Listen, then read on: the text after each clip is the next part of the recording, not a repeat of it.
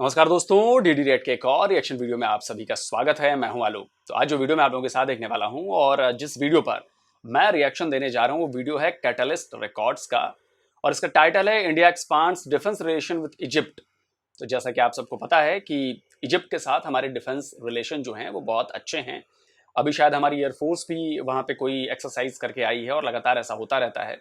साथ ही खबरें ये भी आ रही हैं कि हम डिफेंस डील्स कर सकते हैं इजिप्ट के साथ।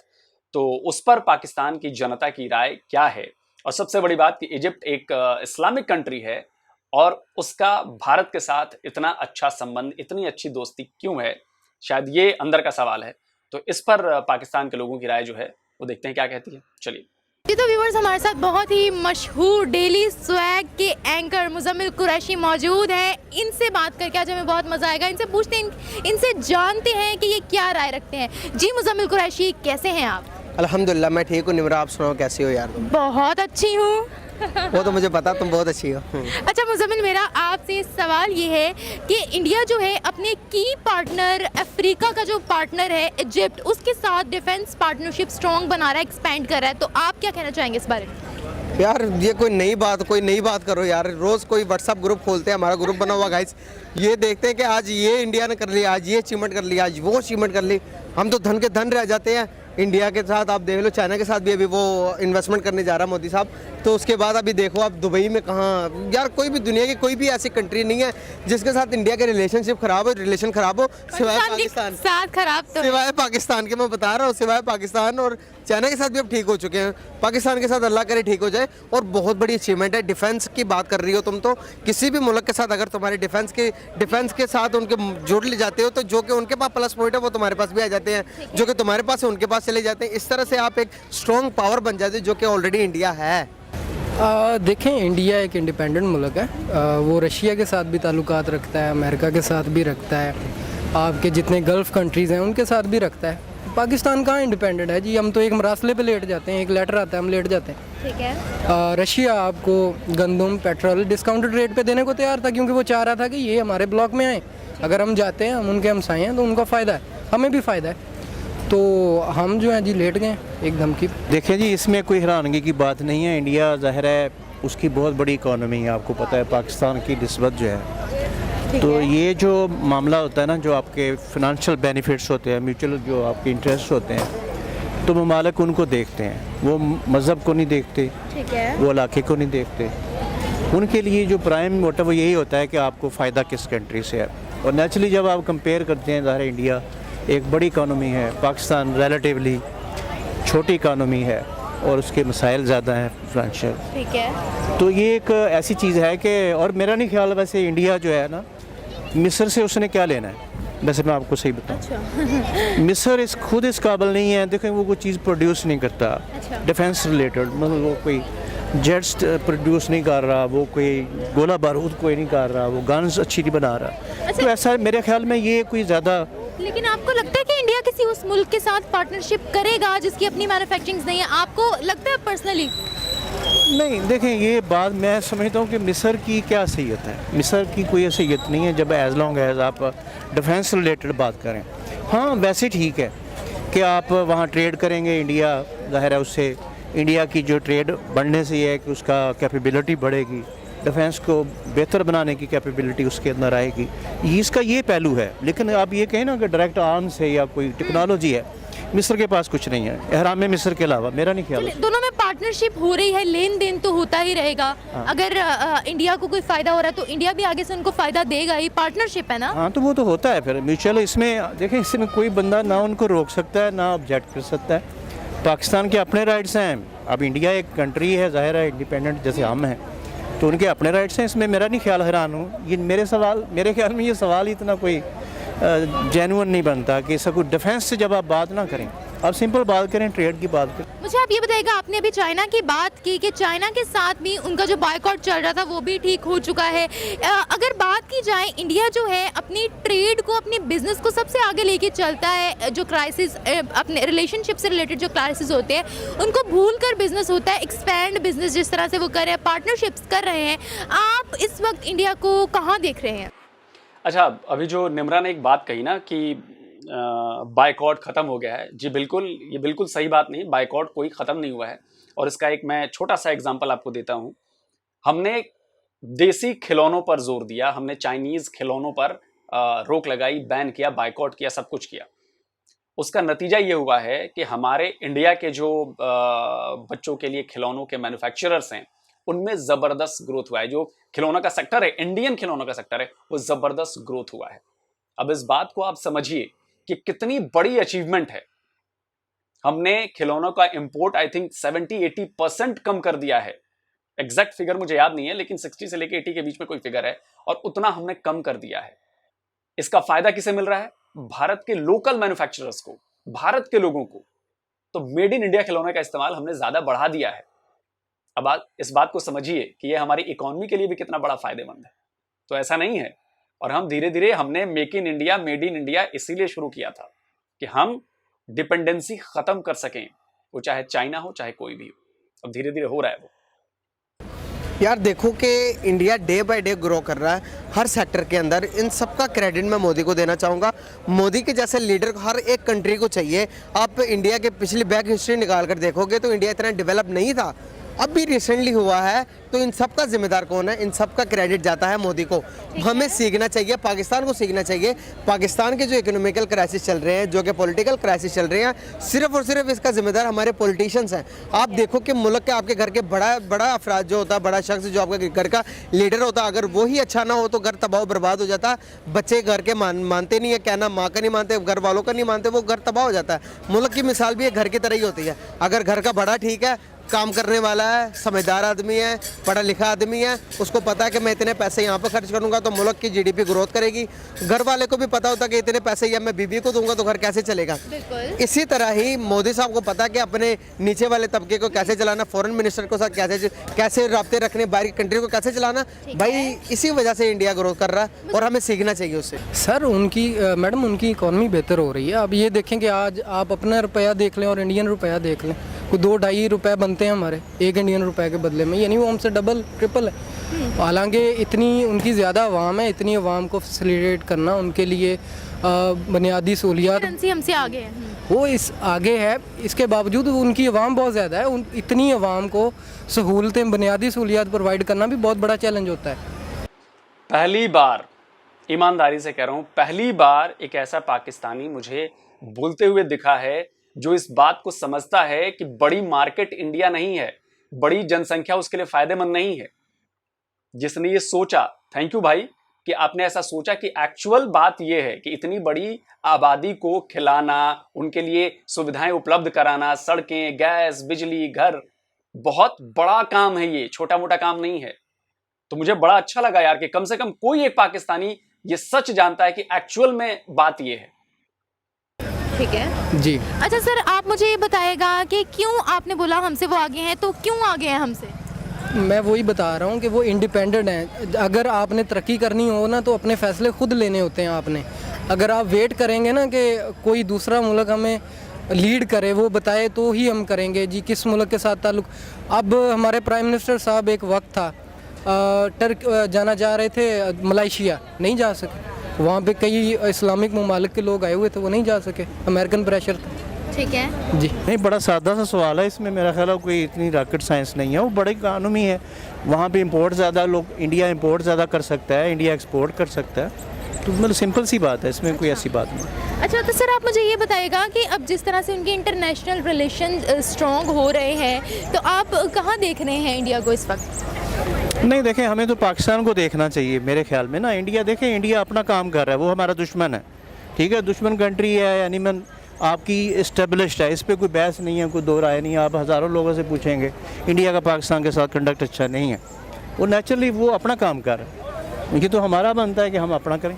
बिल्कुल। तो हम क्या कर रहे हैं इस वक्त? हम मेरे ख्याल में ठीक कर रहे हैं। पाकिस्तान डिफेंस के पॉइंट ऑफ व्यू से इंडिया से कमतर नहीं है। मैं आपको बता सकता हूँ कि ये चीज़ ऐसी नहीं। अगर वो अच्छा, एक छोटी सी बात बताता हूँ। डिफेंस एक्सपोर्ट में इंडिया ने जो भी लेटेस्ट डेटा आया, 13,000 करोड़ का डिफेंस इक्विपमेंट्स का एक्सपोर्ट किया है। आपने कितने हजार करोड़ के किए हैं? कैसे आप लोग बिना फैक्ट्स के बातें कर लेते हो सर? आप फैक्ट्स देखिए ना, 13,000 करोड़ रुपए का हमने डिफेंस एक्सपोर्ट किया अभी पिछले साल, जो पिछले साल का डेटा आया है। और आपका कुछ 100 करोड़ भी नहीं होगा, जहां तक मतलब मैंने देखा नहीं है, लेकिन कुछ 100 करोड़ भी नहीं होगा।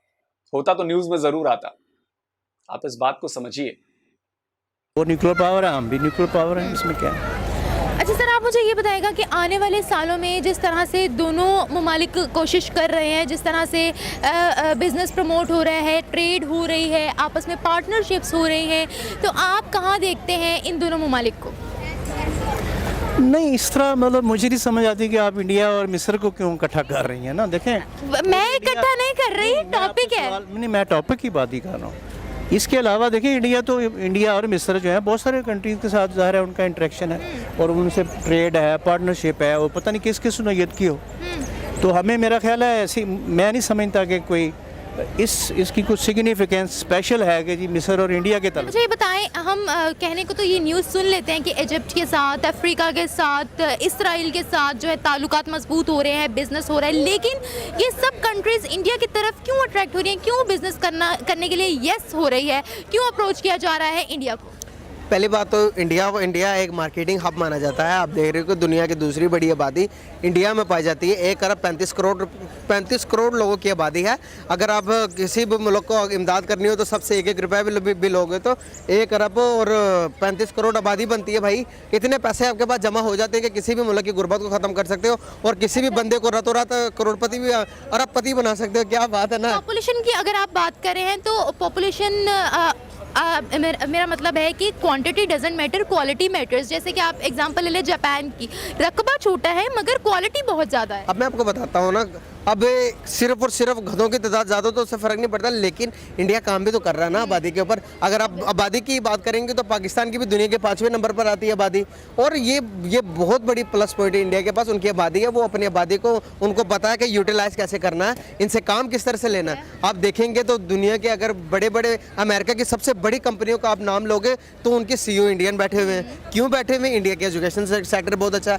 किसी भी मुल्क की ग्रोथ के लिए एजुकेशन बहुत ही मायने रखता है, जो कि पाकिस्तान के पास एजुकेशन बिल्कुल है ही नहीं। हमें अपने एजुकेशन पर काम करने की ज़रूरत है। जब अगर हम अपने एजुकेशन पर काम नहीं करेंगे तो हमारे जो से हालात हैं ये और से बदतर होते जाएंगे। हमें ज़रूरी है कि एजुकेशन पर काम करें। एजुकेशन पर काम करेंगे, क्या हो गया? हम नहीं कह रहे, तुम बोलो।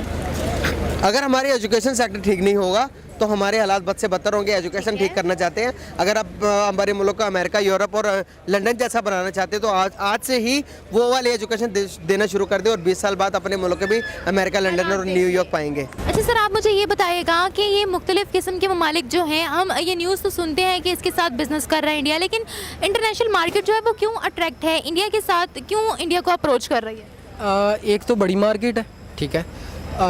दूसरा ये है कि उनके कम से कम ना जो हुक्मरान हैं वो कुछ हद तक अपनी कौम के साथ लॉयल है।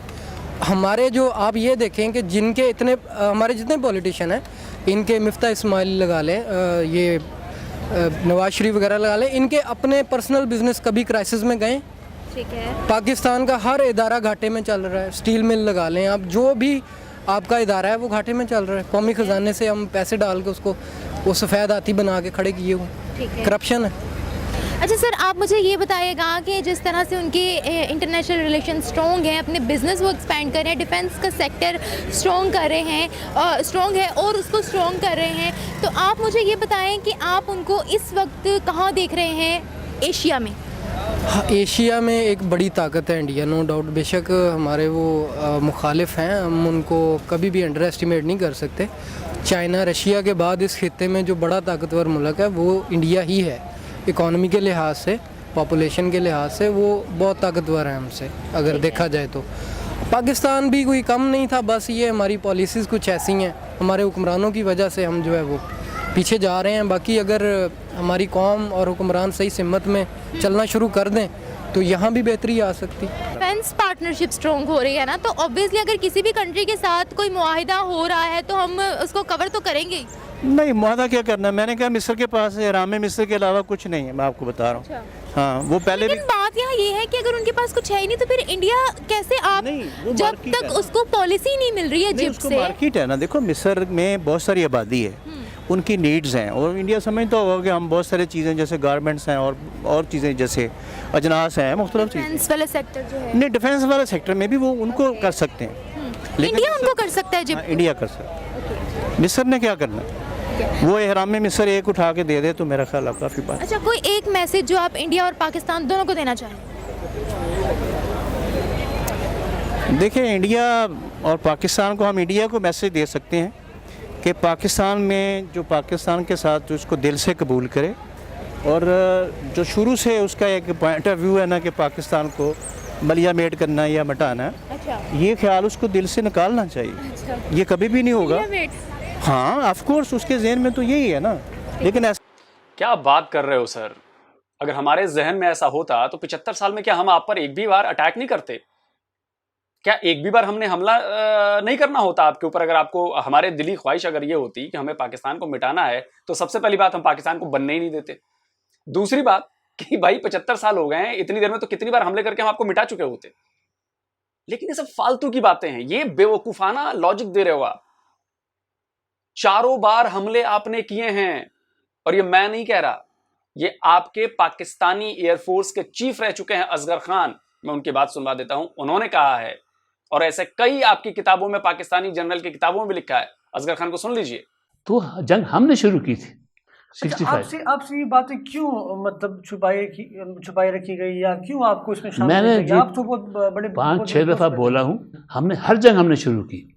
71 की वो क्या, उसकी क्या अवामिल थे, वो भी ज़रा बता दें। हमने पहल की, मारना शुरू किया उनको, उनने पाकिस्तान को तोड़ा जी। तो आया बाद में, जब बंगालियों ने बुलाया कि हमें बचाओ, मार रहे थे उनको, और वो आए तो वो हमने शुरू की जी। इंडिया ने पहल नहीं की। और करगिल में हमने शुरू की। कारगिल में भी हम जिम्मेदार हाँ थे। बिल्कुल, ये मुशर्रफ साहब ने। क्यों ऐसा हम क्यों करते हैं? ऐसा करके हमें क्या मिलता है? बाद में तो हम पशेमान होते हैं, बाद में निजामत हमें ही होती है। लोग रिएक्ट नहीं करते, लोग सुनना नहीं पसंद करते। जो अखबार लिखेगा ये, क्योंकि मुझे तो वैसे भी गालियाँ देंगे, अखबार को भी कहेंगे ये देखो जी हिंदुस्तान की कर रहा है। मैं हिंदुस्तान की हिमायत नहीं कर रहा, हकीकत बयान कर रहा हूँ। ये जो कहा जाता है कि अगर हम एटम बम धमाका ना करते हैं तो इंडिया जो है वो जाहिरियत करता और इंडिया आ जाता। मैंने अर्ज किया ना, ये बिल्कुल गलत है। 60-65 बरस में उनने कोई हमला नहीं किया हम पे, हमने किया पहल। अब इसके बाद भी अगर आप ये कहते हो कि हम आपको मिटाना चाहते हैं, तो दुनिया देख के तो हंसेगी ना आप पे, आपकी बिल्कुल बेवकूफाना जाहिलाना सोच पर। आप साबित कर दो कि एक भी बार इंडिया ने हमला किया हो आपके ऊपर जंग मुसल्लत की हो, कर दो। कैसी बातें करते हैं आप लोग। इसीलिए आपके साथ ये बहुत बड़ी प्रॉब्लम है, आप लोग अपनी गलतियां स्वीकार नहीं करते, इसीलिए प्रॉब्लम है। ऐसा कभी नहीं होगा। अच्छा सर, इंडिया जो है अपनी मुस्लिम नॉन मुस्लिम कंट्रीज़ के साथ उसकी बहुत बड़ी ट्रेड है। दुबई की अगर हम बात कर लें, इसराइल के साथ बहुत अच्छी उनके अब बिज़नेस चल रहे हैं। मुझे बताएं, जिस तरीके से वो बिज़नेस में अपना फ़ायदा देखते हैं, अपने मुल्क के लिए वाइज डिसीजंस लेते हैं, तो आप उस बारे में क्या कहना चाहेंगे? ये अच्छी बात है, लेने चाहिए, हर मुल्क को लेने चाहिए। हर मुल्क को हक है, राइट्स हैं कि वो अपने इंडिपेंडेंट फ़ैसले करे और जो उसकी आवाम के लिए बेहतर फ़ैसले हों वो करे, ना कि अब हम IMF की मिन्नतें कर रहे हैं थोड़े से डॉलर्स के लिए। ठीक है, हमने डिस्काउंटेड रेट पे रशिया से पेट्रोल नहीं लिया, क्यों? अमेरिका नाराज़ होगा। कभी क्या इंडिया ने भी ये चीज़ देखी है कि अमेरिका नाराज़ होगा? वो रशिया के साथ भी ट्रेड कर रहा है, उसके साथ भी जो है अपनी इकॉनमी को ग्रो कर रहा है, और उसके साथ भी दफ़ाई माहदे भी तय कर रहा है, और जो है डील्स कर रहा है अमेरिका के साथ भी। ठीक है, जो इंडिपेंडेंट होता है ना, उसकी दुनिया कदर करती है, उसकी रिस्पेक्ट करते हैं। तो हम अपने आप में कैसे बेहतरी ला सकते हैं? How can we become independent? गुलामाना सोच को हटा के, ठीक है, अपनी पहले तो जो सोच है उसको बदला जाए, मेहनत की जाए। बाकी अब देखा जाए तो जो हमारा हुक्मरान तबका है, इसमें भी कुछ तब्दीलियों की ज़रूरत है। ये जो नस्ल दर नस्ल पॉलिटिक्स है ना, ये ख़त्म होनी चाहिए। तो आप जो इंडिया की प्रोग्रेस है उसका क्रेडिट उनकी गवर्नमेंट को देंगे? नरेंद्र मोदी जो कि 8 साल से वहाँ हुकूमत कर रहे हैं, उसको देंगे? नरेंद्र मोदी ने तो खैर तबाही में कोई कसर नहीं छोड़ी। बाकी वहाँ बिजनेसमैन जो है ना, वो बहुत बड़े बड़े प्रोग्रेस की और बिजनेस से रिलेटेड ही बात हो रही है। जी हाँ, खैर उनकी गवर्नमेंट के बहुत अच्छे इनिशिएटिव हैं अपनी कौम के लिए जो उन्होंने लिए हैं, और बिजनेस वाकई बहुत ग्रो किया है इंडिया में। Thank you so much. तो दोस्तों, वीडियो हो गया है ख़त्म। खैर अब तो देखते आप, ये बेसिकली वही है, वो जो इस्लामिक सोच है ना इनके अंदर, साथ नहीं रहने की। पाकिस्तान की सबसे बड़ी, पाकिस्तान की नींव ही तो इसी पे पड़ी ना कि हम साथ नहीं रहेंगे, वो अभी भी है। अरे भाई आपको जो कहना है कह लीजिए, जो हमारे लिए अच्छा होगा हम उसको पीएम बनाएंगे, जो हमारे लिए डेवलपमेंट लाएगा, जो हमारे लिए इंफ्रा बढ़ाएगा, जो हमारे लिए तकनीक लेकर आएगा, जो हमारे लिए रोजगार देगा, जो हमारे कमा कर देगा देश को, वो बनेगा पीएम।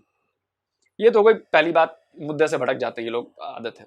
तो दूसरी बात, इजिप्ट को लेकर आप लोग जो बातें कह रहे हो ना, ये आप लोग को अभी अंदाजा नहीं लग रहा है कि ये कितनी बड़ी बात है इजिप्ट के साथ डिफेंस कॉर्पोरेशन।